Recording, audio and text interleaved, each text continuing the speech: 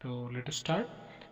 The MCQs for biochemistry, B-Pharmacy first year, semester 2, as per the PCS syllabus.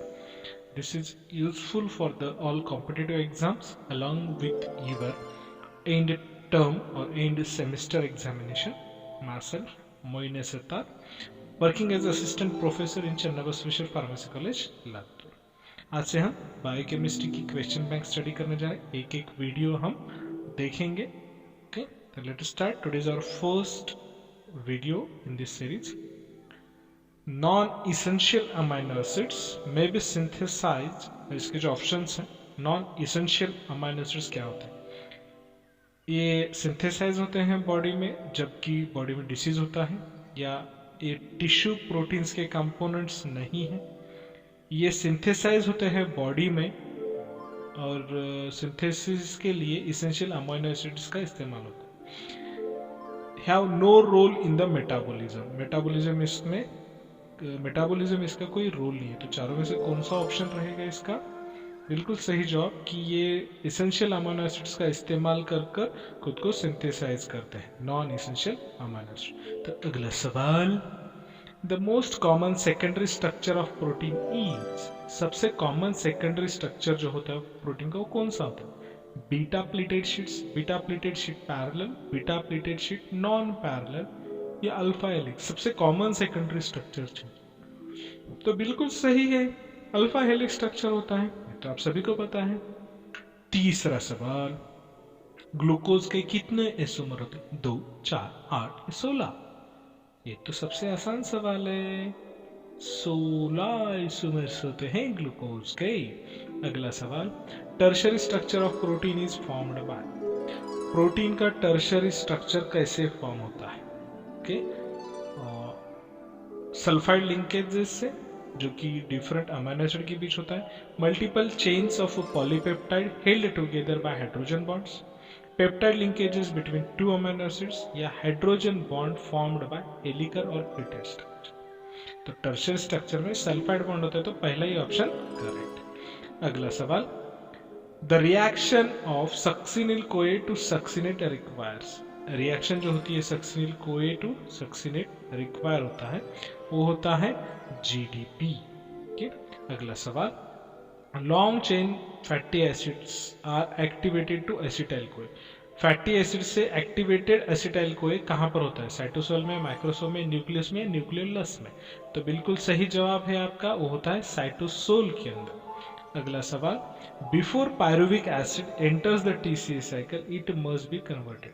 Pyruvic acid को अगर TCA cycle में enter करना है तो वो पहले अपने आप को बदलेगा काय में? एसिटाइल कोए में, लैक्टेट में, अल्फा कीटोग्लूटारेट में या सिट्रेट में, किस में?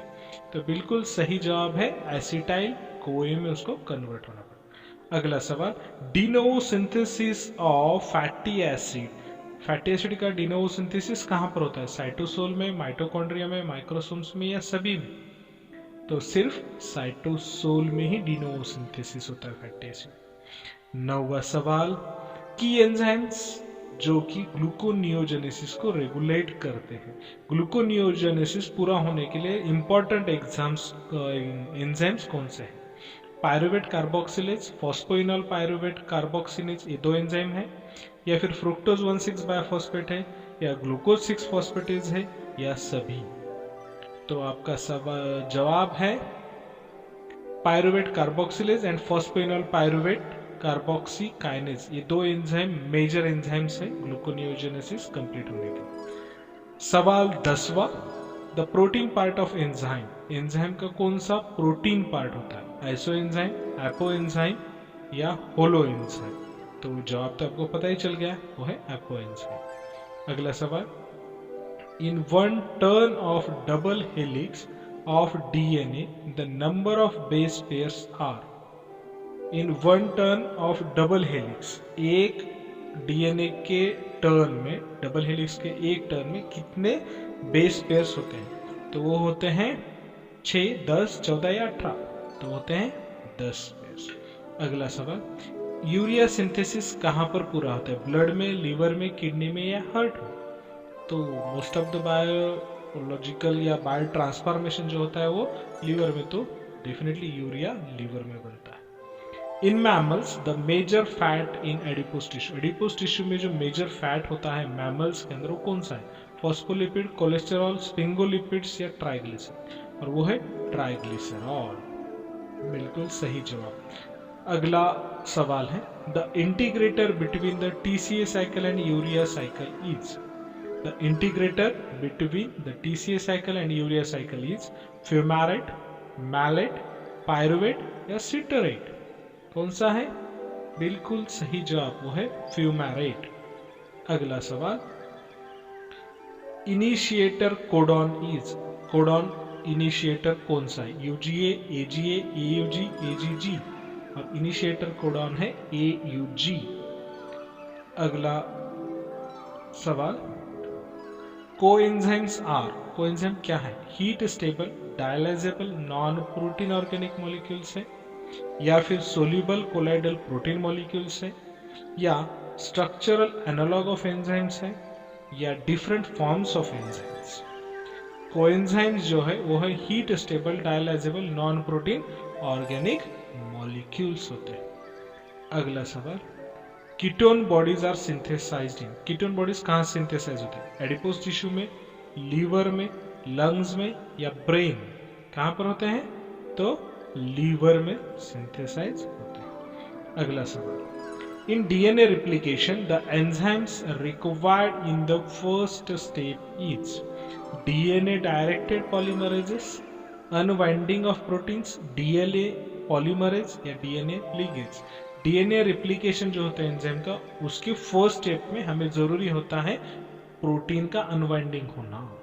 ओके, अगला सवाल द प्रोटीन डिफिशियंसी डिसीज किस नाम से जाने जाते हैं?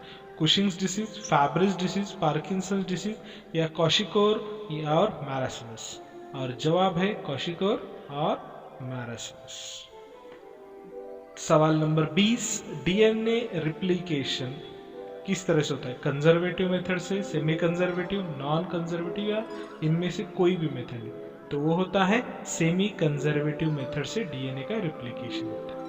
सवाल number 21 the two most important serum transaminase ALT and AST, जिसे हम और नामों से भी जानते हैं, वो नाम कौन से? SGOT और SGPT, SGPT एंड SGOT, या दोनों या कोई नहीं?